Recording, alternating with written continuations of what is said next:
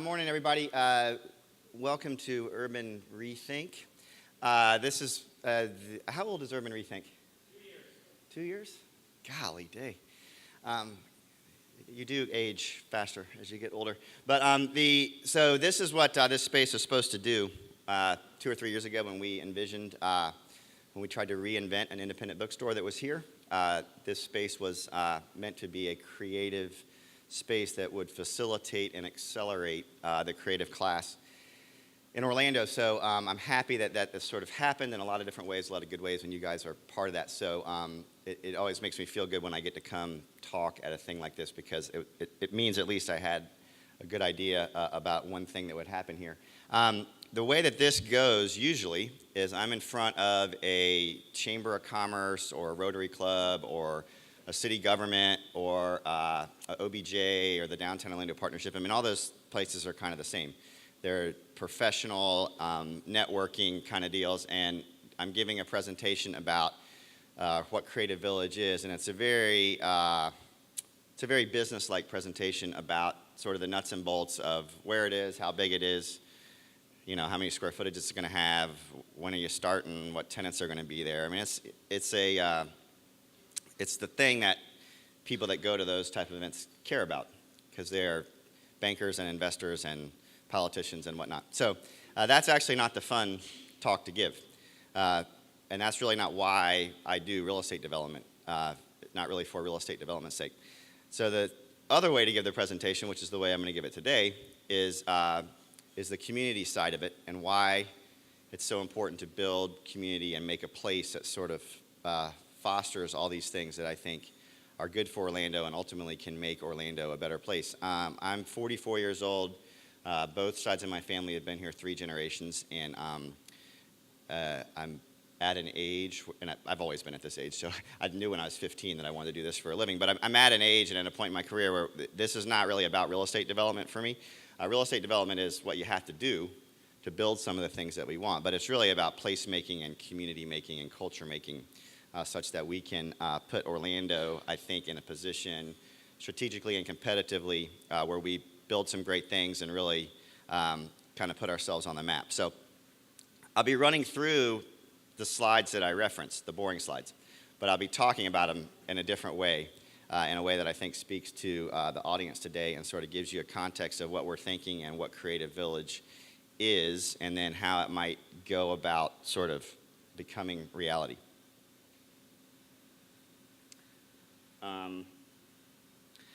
Okay, so there's a word that if you haven't heard, if I never hear the word public-private partnership again, I'll be fine.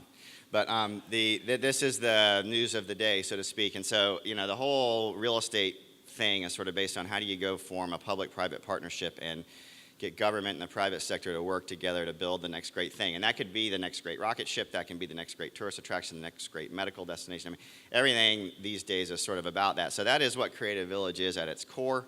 It's city-owned land, and then it's a private development group that goes, that sets out to redevelop the 68 acres that was our old Amway Arena. And so you've got the city sort of in one position as the landowner, and they have some influence over what goes on at Creative Village, although it's pretty loose by design. And then you have us and Bank of America as development partners that are sort of executing what we hope will go on there. And this is just a graphic representation of that. It's sort of as simple as, on the right side there's us, we're the local team. On the left side there's the bank, and they're the big gorilla in the room.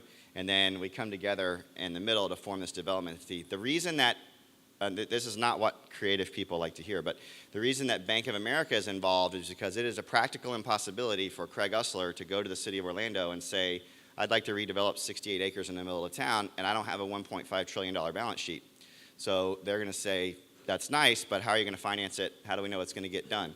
And I think a lot of y'all find that to be the reality. You can have the greatest idea in the world, but if you can't get it financed and you can't convince government or other partners how to get it done, you're going to end up with an award for having a good idea. But that's going to be it. So this is a necessary relationship. It's a good partnership. The bank gets it. They're a capable and enthusiastic partner. But it does strike me every time I look at this slide, we are in partnership with the largest financial institution in the world to try to build this creative, innovative place. It's sort of everything that big corporate America is not. So it's an interesting sort of philosophical discussion about how you make all that stuff work out.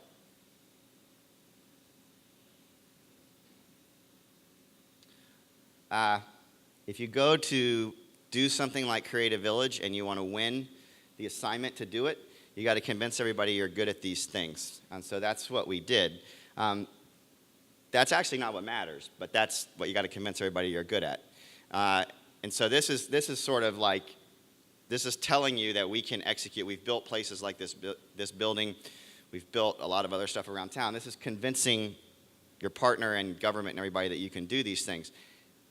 These things are just sort of the physical execution of building a place. It doesn't mean by definition that if you know how to do these things, you'll build a great place. It just means you know how to do them. So you start sort of with that idea, but then you really have to think about the world more like this. And you have to think about just very high-level ideas. And so you're taking a neighborhood like Paramore, in a community that's been historically challenged and an area of disinvestment, and you're trying to say, if you started with a completely blank slate and you're going to build a place and you want that place to matter, you want that place to accomplish some things, what would you want it to accomplish? And these are pretty much, back to the example of if you're running for president.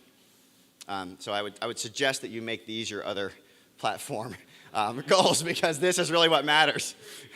But this is what matters to everybody. So if you're a politician, or if you go poll a bunch of voters, and you ask them what matters to them, they're going to say that education matters, or transportation matters, or job creation matters. So we tried to speak to all these things as we set out to build this place. And so this is a picture of it. And everybody sort of, I think, knows where this is. But the power of it from the air and this particular angle is that that should look like a couple things to you. It should look like really, really bad development the first time around, because it's a big box with a bunch of parking lots around it. And it should look like, it should also look like, from my perspective, I said, hey, one person owns all that? Because the challenge with urban infill development is it's always so choppy. You think about like this neighborhood, assembling land so you can get it all under control and plan it in a cohesive manner is very hard to do. So to have a site this big and that's centrally located was good. And then you should notice that I-4 has a bunch of traffic on it, and that's good. And then you should sort of think that there's a Sunrail station nearby, so that was good. And then you should think that Paramore is part of it, but it's also not part of it. And so the Creative Village is able to be sold in a way that you can integrate Paramore and include it and make Paramore better, but it is not in such a way that you're smack dab in the middle of a 50 square mile area of disinvestment that you just can't wrap your mind around how you could ever change it. Because to the outside world, that looks pretty darn close to downtown. And it looks right next to the interstate. And it looks so, it is a interesting balancing act between those two things, because we believe in both of those things. We believe in Creative Village as a great site for economic development and corporate opportunity, but we also believe in it as an integral part of Paramore and how we can make that neighborhood better. So it's in our mind, it's very strategically located that way. And I won't spend too much time on this, and you can research all the boring real estate stuff, but this is what everybody sort of wants to know on the corporate side. It's what are you building and how much of it are you building, and what does it look like? But I'll tell you, for this audience, what matters is that should look like a third grader did it. It should look like the simplest urban grid. There's a beauty in the urban grid that does not need to be reinvented.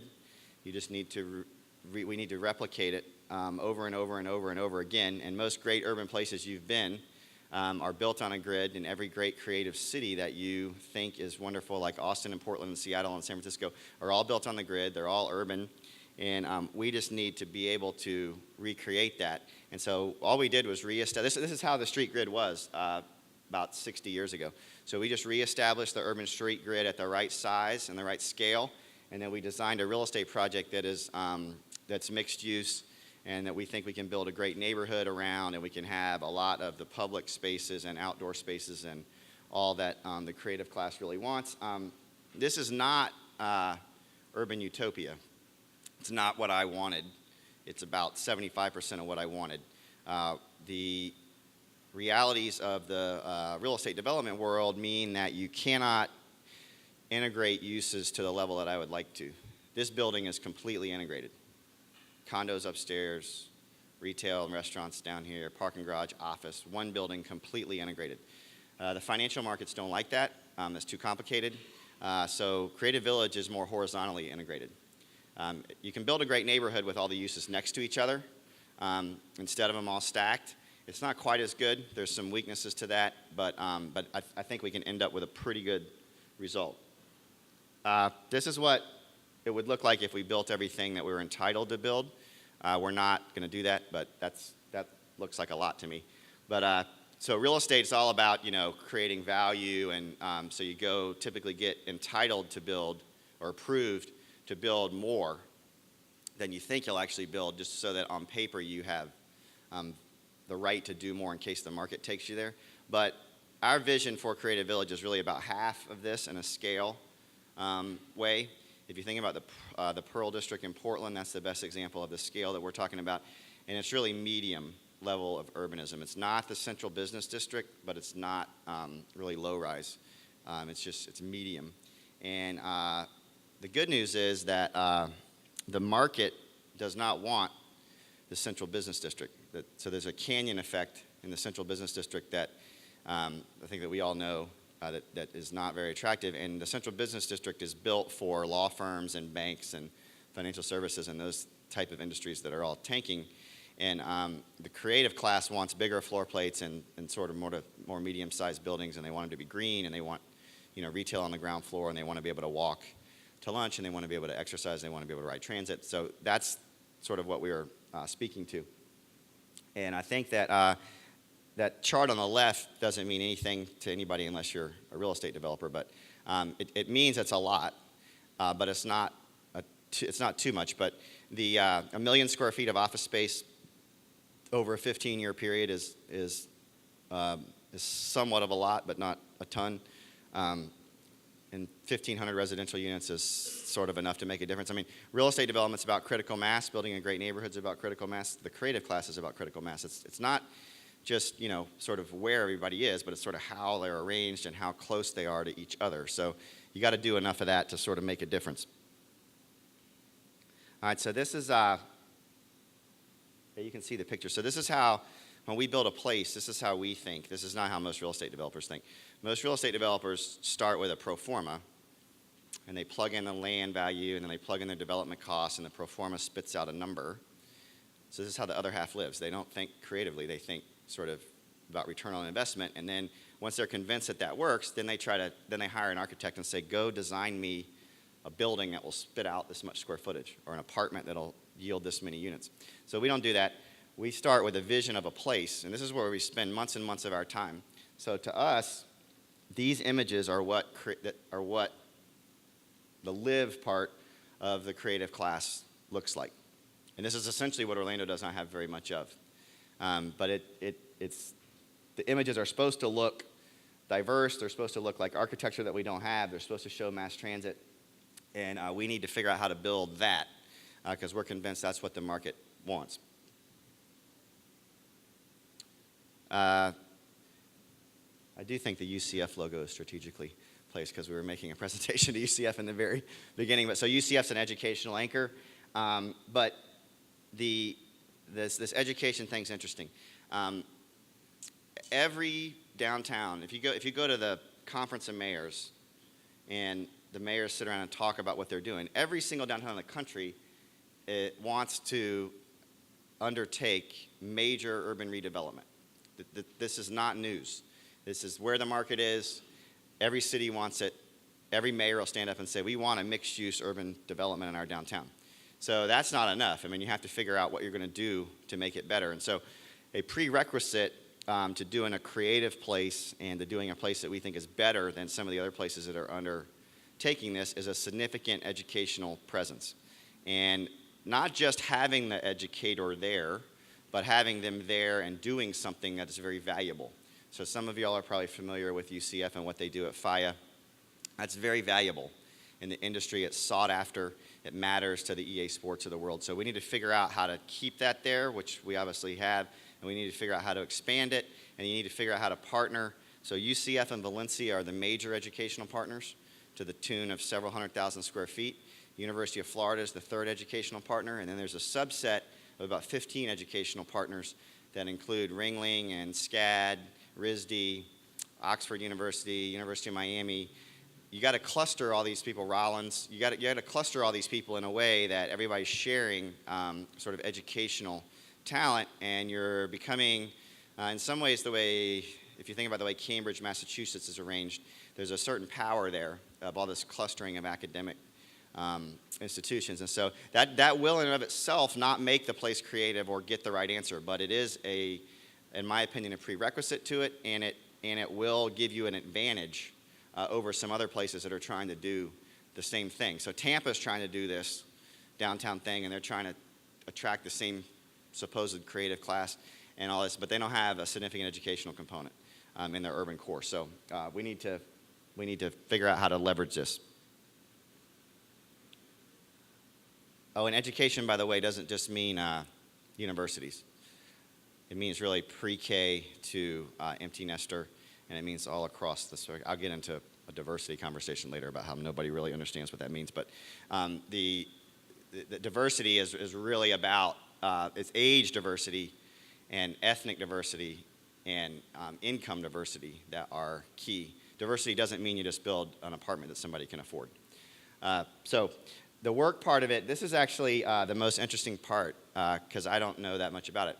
But clearly, there's a difference in the work environment that the creative class and the creative company wants. It is not the granite office with the cubicles and the corner office for the executive and coat and tie every day.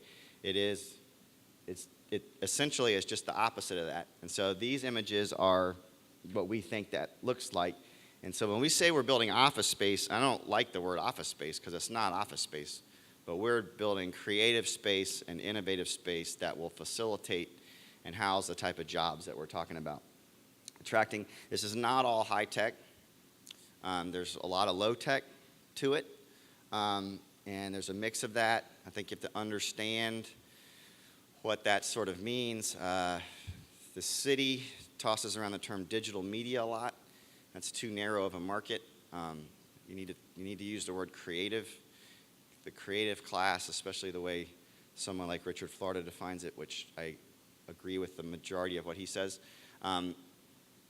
is a broad net, and you need to cast the net that wide. If you're an architect and you believe in green buildings and you're really innovative in the way you build things, you are by definition creative, and you have nothing to do with digital media per se. So you need to think like that, and we need to attract creativity and innovation to create a village, but not necessarily just video game companies. I mean, there's been a little bit of a mischaracterization of, because of UCF and FIA and EA and stuff, that there's this idea that Creative Village is just this home for a bunch of video game designers. That's part of it, but that's not certainly the whole story, especially over the long term. This economy of the mind, that's the mayor's term, the economy of the mind, this knowledge-based economy, all that stuff about, we're supposed to be talking about the future. That's not the future anymore. That's where we are. And so there are actually some people sitting around that don't believe that still. And they're sort of like, I got an email the other day, and some guy's like, Craig, we really ought to be thinking about the creative class or something. And I'm like, yeah. This is, but to the, you think about this. I mean, to some cities and whatnot, they're a little behind on this, but hopefully we're out in front of it. We're certainly not leading on it, but. So this is a part that matters the most. The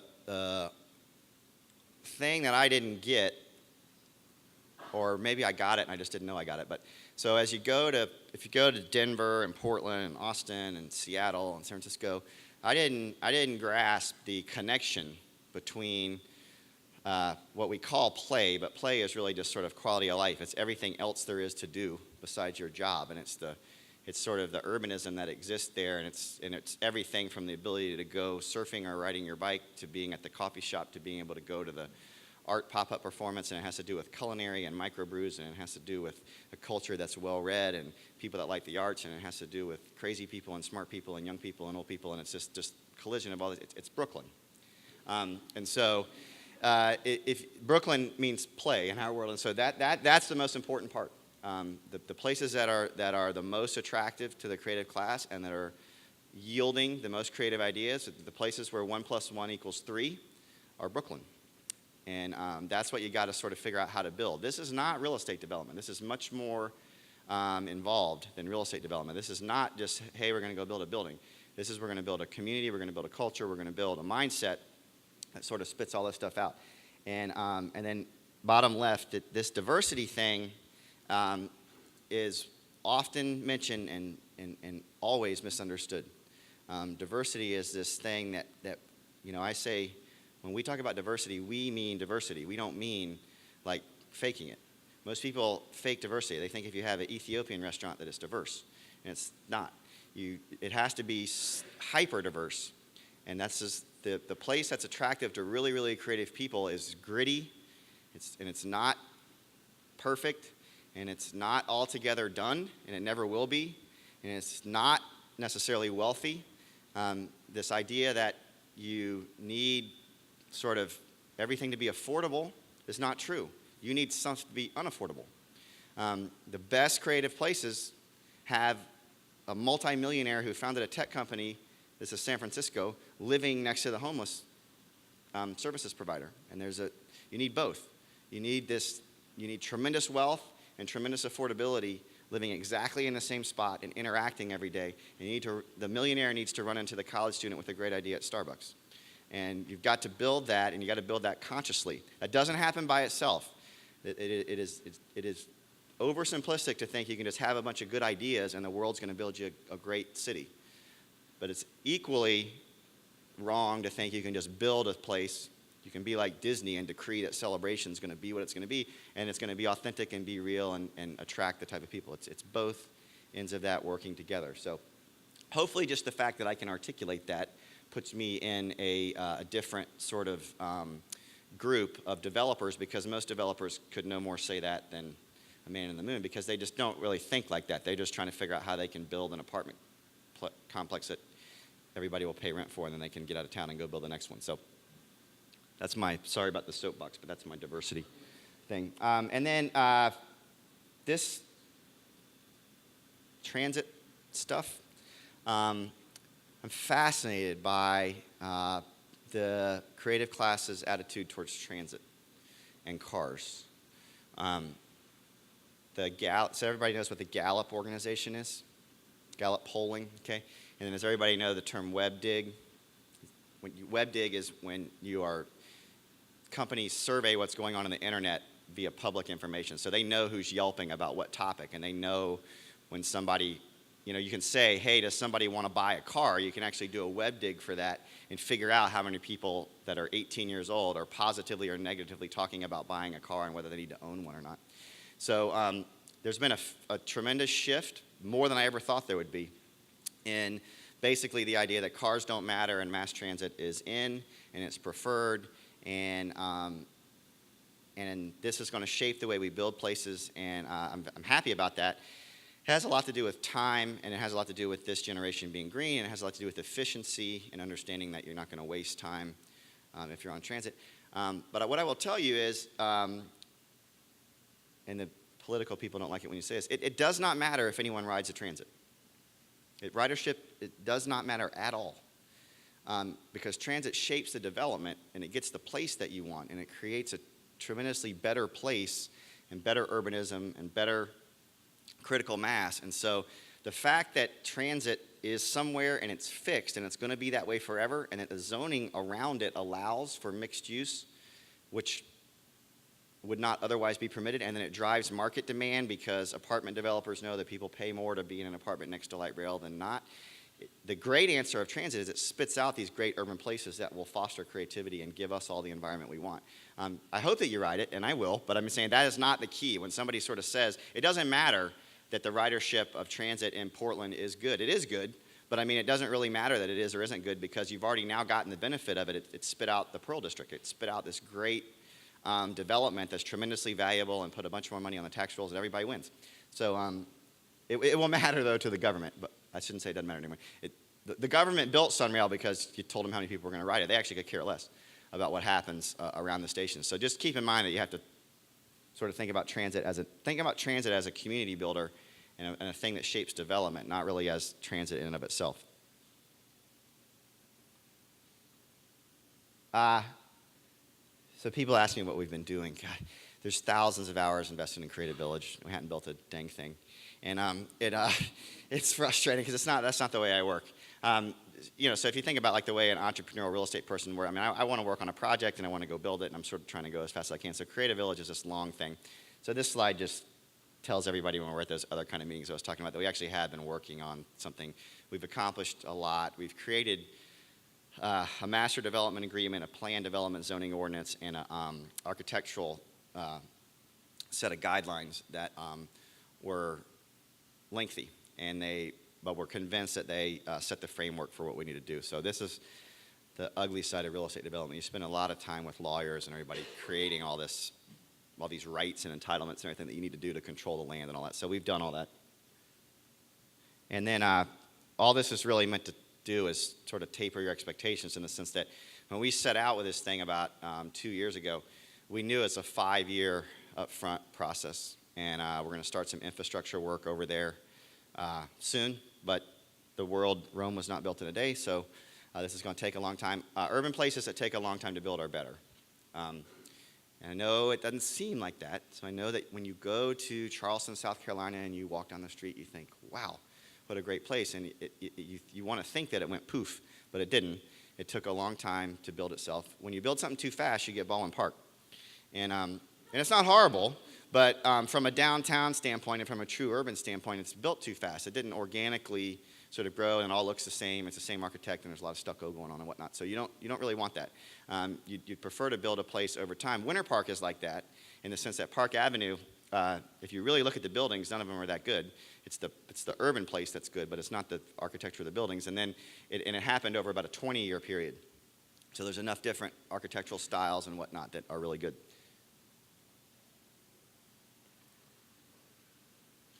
This was interesting. So you're talking about like something that you didn't know.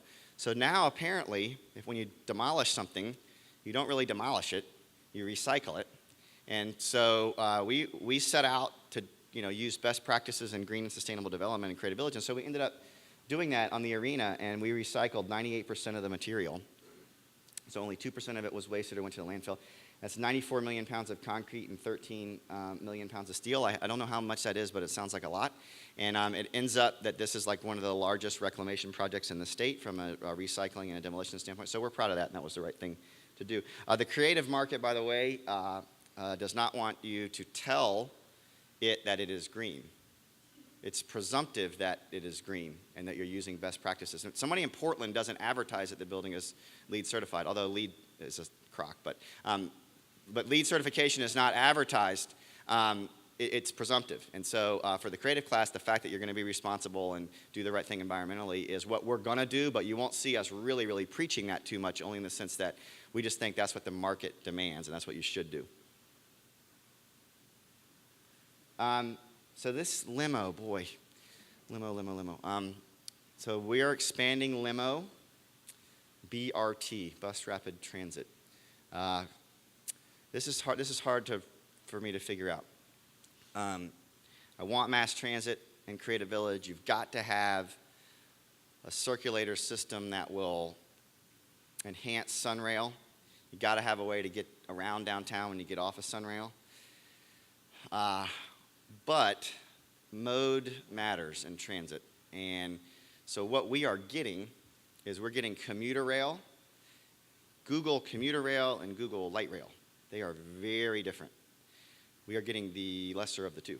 We are getting commuter rail, and then we are getting, so then Google bus rapid transit and streetcar. We're getting the lesser of the two. You want light rail and streetcar if you could choose. You can do commuter rail and bus circulator well, and it's tremendously better than it was, and I think we can do a pretty good job with it, but it is somewhat challenging. If you all think about the way limo is set up right now, which was designed in the 90s, it's bad. It's just bad. It's this fixed lane thing with these big clunky buses that have killed retail along Magnolia, and then everybody drives in the lane and doesn't know where they're going, and it's really not so hot. So can you do that better? Yeah, you can do it a lot better. You can buy hybrid buses. They're grade level. They have 3 entrances. You buy your ticket on your phone before you get in. They're all computerized. They all have Wi-Fi. They look like streetcars, so they're grade level. They don't have to go up and down. They have a place for your bike. I mean, it's a lot better. And Cleveland has done a great bus rapid transit system on Euclid. If you want to see what BRT can be, the Euclid corridor in Cleveland is what it can be. It links downtown Cleveland and the Cleveland Clinic, and it's very good. It is not streetcar, but it's very good. And so this is going to be part of what the creative class needs to solve for, is that can we figure out how transit's going to work with commuter rail and with BRT and with bike share and car share and some other things mixed in. I think we can. If we sat around and waited for streetcar to be developed, we'd wait a long time. Streetcar is expensive. So what was wrong with limo when they built it? And why is Paramore the way it is? By and large, it's because of that. It's because the federal government, in its infinite wisdom, when it built highways, it decided to put them right through the middle of cities, and it creates a good side and a bad side. And so once you did that, you're screwed if you're on the west side, because the good side gets everything, and the bad side doesn't get anything. So even when we built limo originally, we built it on the good side. And I would argue you should always, anytime you're making a transit investment, you should use it to provide access to everyone. I mean, part of this sort of whole reason that Paramore has some challenges is because it doesn't have access to anything. So when we set out to do the limo expansion, I did think it was absolutely fundamentally important that it serve the Callahan neighborhood and the FAMU Law School and the police station, which will now be the Magic's Entertainment Center, and the courthouse and all those things, and it linked to Sunrail. And now, if you live in Paramore, you can use transit to get to your job at the convention center, at the hospitals, or wherever. It opens up something along the neighborhood of 400,000 job opportunities via mass transit to Paramore that they don't have access to right now, because they would have to drive to them or whatever, or it becomes uneconomic. If you have to drive to a job and you don't make a lot of money, it becomes uneconomic to drive to it. You're better off just to not do it. So that's the way I Drive and all works for a lot of people in downtown that don't have access to transit. So we really did believe in this. This wasn't some sort of thing that we just did because the money came our way. And when we went to go get this funding, I stood in front of the federal government, the DOT. You can imagine how that looks. So it's a lot of bureaucrat transportation engineers who could give a flip about urban development. And I'm essentially saying, you need to fund this because you screwed up, and built I-4 the way you did, and it was unfair, and you need to give us this money so you can fix that problem and give this neighborhood access to the whole region. So I was going to go one of two ways. That was going to be like they were going to tell me to go home, or they were going to say, wow, nobody's ever come in and said that before. So obviously the latter happened, and we got funding ahead of a lot of other places. When they were handing out this grant money, I mean, they have 200-300 applicants for every grant that gets handed out, and we got it. And so ultimately it was because, I think, of that sort of explanation versus we didn't go in with a technical explanation about like why our place is within 1.2 miles of some other place or whatever. All that stuff is kind of the engineering answer for why you do transit. So this is the slide that nobody wants to look at. But this is what Creative Village looks like in the short term, because you can't build 15 years of development quickly. This is what we can do within the first 5 years. And so what it means is you get Livingston, and you get some office creative space and some university space and some apartments and whatnot kind of clustered around it. And then you've got to figure out what to do in all this other area. This is the real opportunity for the creative class. We've got to figure out how to take that space and do I'm all into the container thing now because of what's I've seen in Brooklyn also. But we've got to figure out how to do containers or something else really, really creative. Urban rethink in a box, put it over there and figure out how all that works. And we've got to populate this space with all these creative ideas, and then let that facilitate some of the rest of the development that goes on. But it is an issue that there's a lot of vacant land over there, and we've got to figure out how to creatively populate that.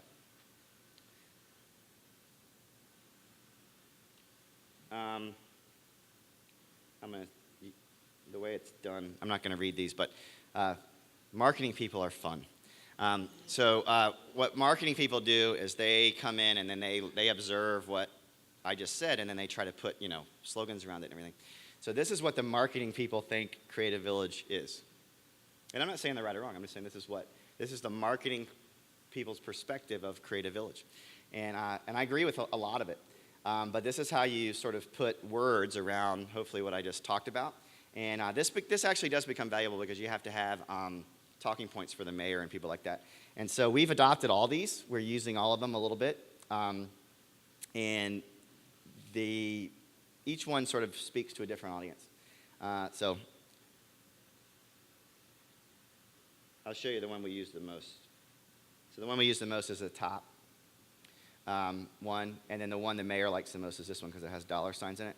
So it depends on it just depends on who your audience is. But this is all done by Stephanie Darden at FDG Creative, very creative person, and this is just interesting. The reason I include this, I don't include this on the other one, but the reason I include it today is because this is what a creative-minded person sort of thinks I said about the speech I just gave y'all. They said, this is what we think your slogan is or what your wording is. So I find it interesting. And oh, by the way, the word real estate project and all that stuff's not anywhere in that. Because it's really about what you're going to build. It's not about the project itself. And then I was talking before, so that's sort of how the world, that is building Rome in a day. That's what 15 or 20 years of real estate development looks like in 2 seconds. So it builds itself. But it does sort of go to show you, and we won't build it that dense, but it just goes to show you how the whole thing fills in and how it becomes completely integrated with the rest of the neighborhood. And this architecturally is not the style that we'll build either, but just from a scale and a mass standpoint, and it shows you the way it steps up. Development's going to want to cluster closest to I-4. Try to move some of it to the central part. And then you sort of end up with that. And that's very different than that. So it's different than the central business district. And hopefully it ends up being a great place that can sort of accomplish everything that we want it to accomplish. So I'm going to go ahead and answer the questions that the other crowd asks all the time. Because y'all might not ask them, but the business people are like, man, this is great, and I've heard this before, and that's, how are you going to pay for all this, and what are you really going to do, and blah, blah, blah. So the business side of the equation is pretty simple in the sense that we have pulled down about $20 million in federal and other funding for infrastructure. That's largely going to fund the limo expansion I talked about, and it's going to fund a ton of infrastructure work and all that stuff. And then the second part that everybody wants to know about is you've got to go out and create the logo slide. And so the logo slide is, if I was giving you a presentation on Medical City, and I was up here telling you how successful Medical City is, not as a place, it is Medical Suburb as a place and not very successful, but as a business model, it's pretty successful. And if I were to put the logo slide up for Medical City, it would have Lake Nona at the top as a developer, but it would have the city of Orlando, and it would have VA and Burnham and University of Florida and Nemours, and right, I mean, it's just this, it's a who's who in the medical community of why that place matters, and why then if I was trying to sell you on it, you're like, well, dang, if they're doing it, I need to do it. So we've got to create that at Creative Village. The logo slide is, hey, it's a good thing. Hey, the developer's logo's on there because we're taking risk and making an investment, making it happen. But it's really about putting the creative companies that are going to attract other creative companies, and it sort of becomes this, one-upsmanship about how you're going to go out and do that. Some of those are big, big, big national relationships that you've got to have. So it's Google, AT&T. You've got to get some of those. I don't love that answer, but you got to get some of those. And then you've got to get some of the talent that we have here to buy into this. What your conclusion about Orlando should be is there is an immense amount of creative talent and creative industries here in a pure numbers way. It is very, very poorly arranged, and it's not put in a spot that we really get that much of a benefit from it.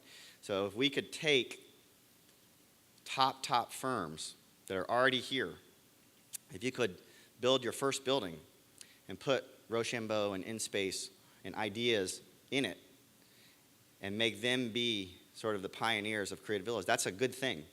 And that is a way to sort of kickstart what we're doing. You've also certainly got EA Sports and some big gorillas in the room like that. If you can convince the Disneys of the world to put their brand on something and come downtown with an innovation lab or something like that, Universal certainly in that category, that's a way to do it. So that's the other thing I get asked all the time about is how you're going to get that logo slide that works like that.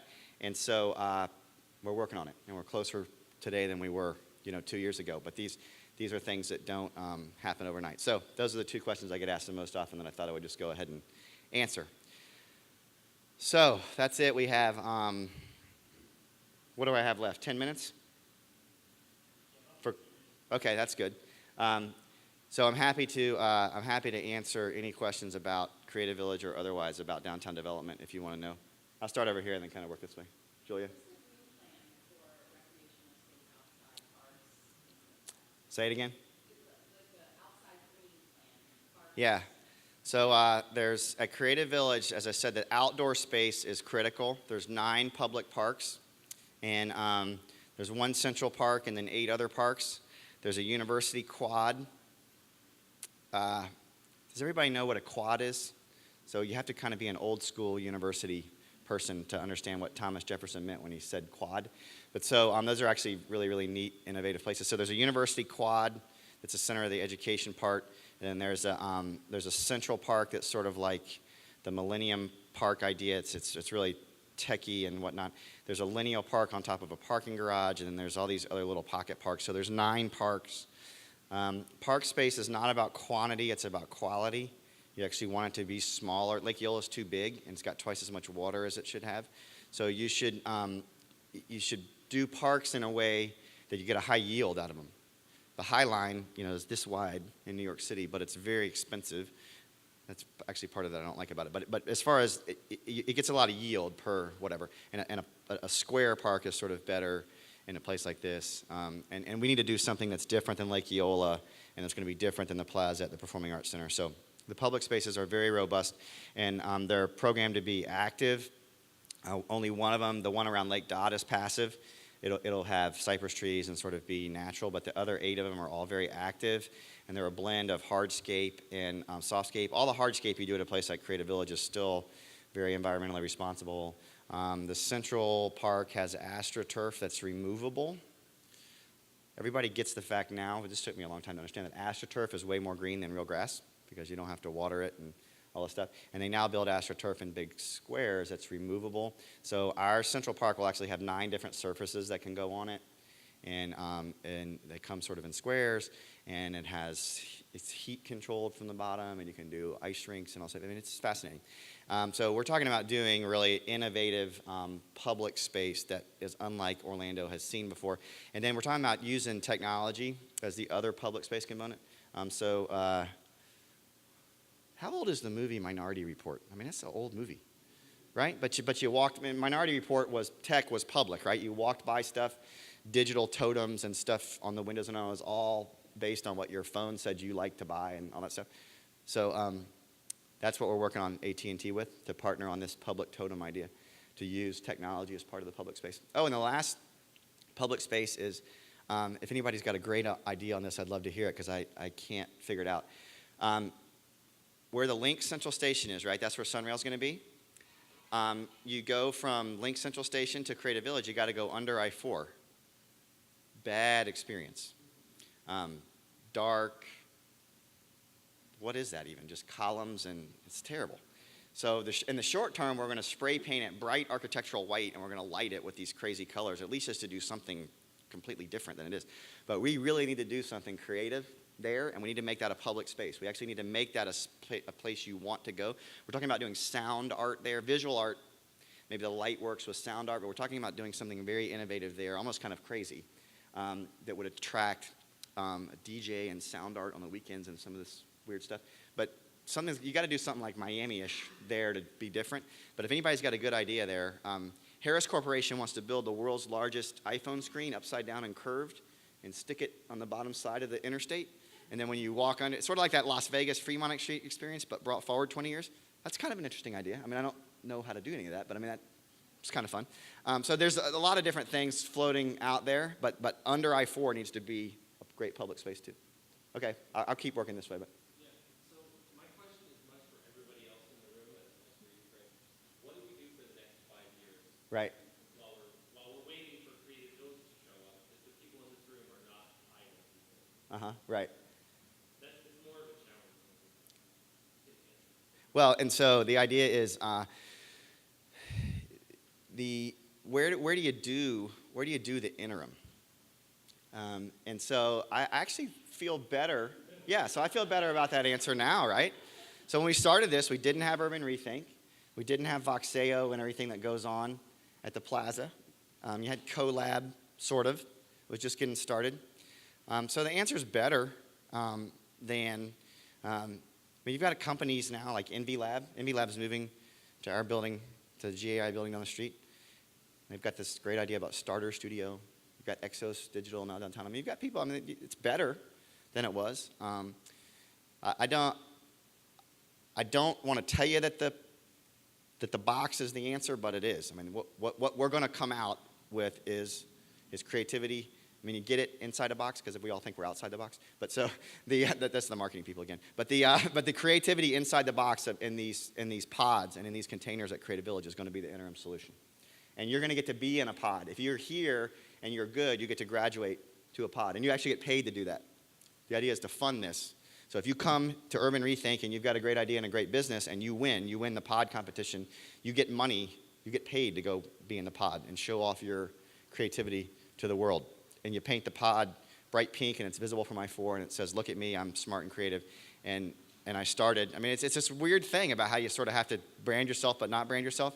And I think that's the challenge. Oh, another thing that I reject, by the way, is this idea that everybody that's creative wants to be so stealth and organic and all that stuff.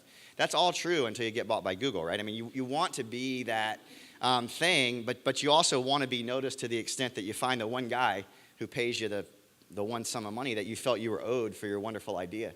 So we don't all just want to be bohemian and live happily ever after. I mean, most people are doing some things that they do for financial gain. Not everything, but some things. And so there is this balance between Creative Village is visible. And if you did something in the middle of that blank slate, so to speak, that brought attention to what you were doing, that was the theory about coming here, is at least you're at ground level and people walk by. But that's sort of even more. And if it was funded and you were sort of had a bunch of people competing to go there because of the money, that'd be really cool. Yeah. On top of that question, what is the biggest creative challenge you can face in defining the creative that you need help from the creative community? Right. Okay, so the biggest challenge that we have is that nobody on the Old Fart Club board believes that y'all exist. So you could take, how would you figure out the easiest way to say who moves the needle? But it's elected officials, bank presidents, people that run investment houses, people that run C&L, huge real estate organizations. If you took the 100 people that have the highest ranking jobs in Central Florida, and you all said, we'll donate $1 million to your favorite charity if you can tell me what Creative Mornings is, none of them would know. And so they just don't believe that there is a creative class in Orlando, that there's a creative community. They don't believe it's organized. They don't believe it has any talent. They don't believe anything. They think Orlando's based on home building. They are so excited that we can get back to the boom days of letting Pulte Homes build a bunch of suburban houses so we can all get back to the construction industry and have a bunch of real estate closings and we'll all live happily ever after. That's what the old guard thinks is economic development. And so you got to completely, it sounds passé to you guys because you get it. But the establishment, that's the word that scares everybody. The establishment doesn't get it.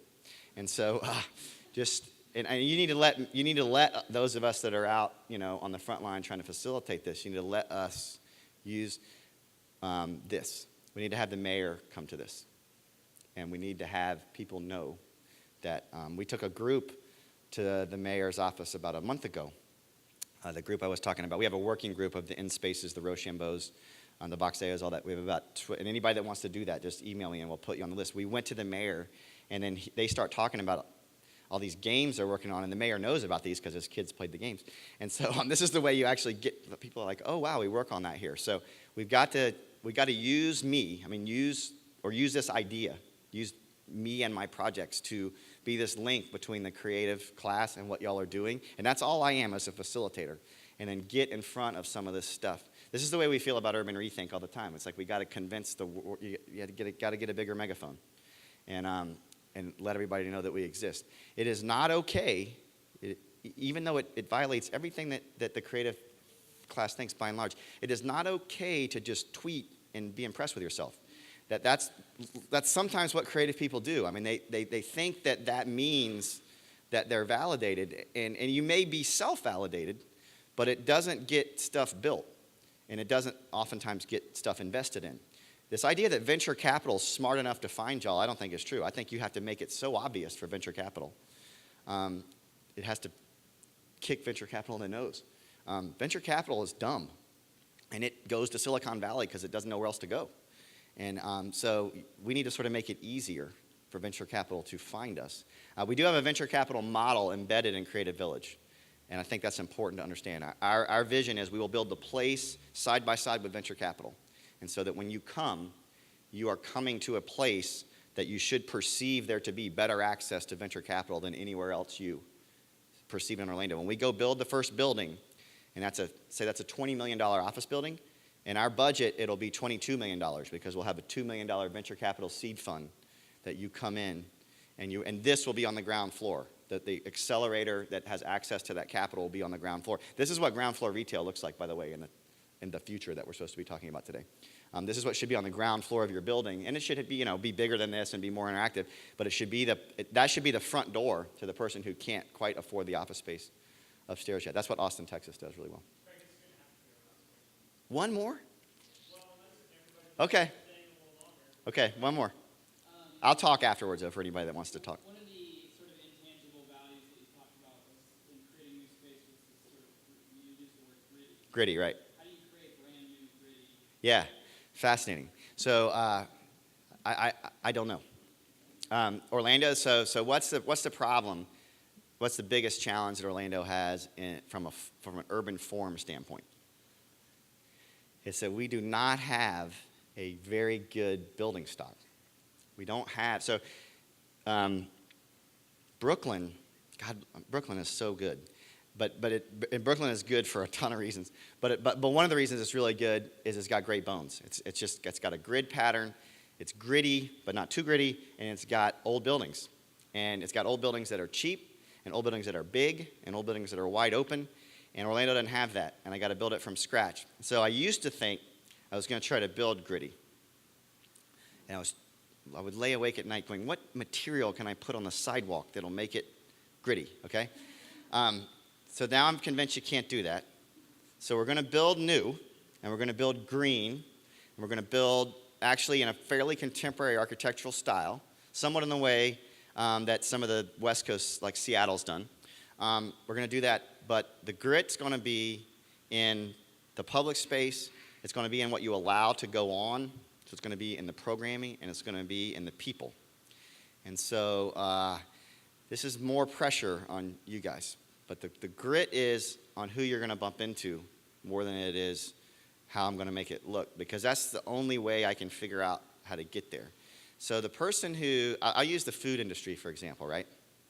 And I love the way that the food industry has taken on. The food industry is the creative class, by the way. It's taken on this great sort of life of its own, largely because of the Food Network. And you know who all these chefs are and everything. You go to Chelsea, and Google's headquarters in Chelsea is right across the street from Chelsea Market, where the Food Network is based. It's great interaction between two creative groups of folks. And so the grit in a chef, even if you go into a brand new restaurant, right? The grit is what the chef puts on the plate and the fact that he's all tattooed up, and it's kind of crazy. And it's the way a lot of good chefs are. So, and it's the way a lot of good creative people are. And you've got to encourage that more than you've got to create. So, and that will, our public space and what goes on in that public space, and what goes on at our coffee shop, and what goes on at the box. We hope to make the Bob Carr into a black box, not theater, but black box for creativity.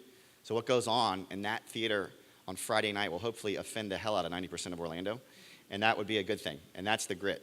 We're going to do some things at Creative Village that are going to be borderline illegal, and we're going to do that on purpose. We're going to do this container idea without a permit and then get in trouble for it. We've already told the city this, but this is sort of how you do, right? I mean, when you hear the history of New York City, it was the artist who squatted. I mean, who went somewhere they weren't allowed to be, and that made it better, because so we're gonna that's the grit. Not the perfect answer, but the answer. Okay, I'll stay after and answer any questions for anybody. Thank you.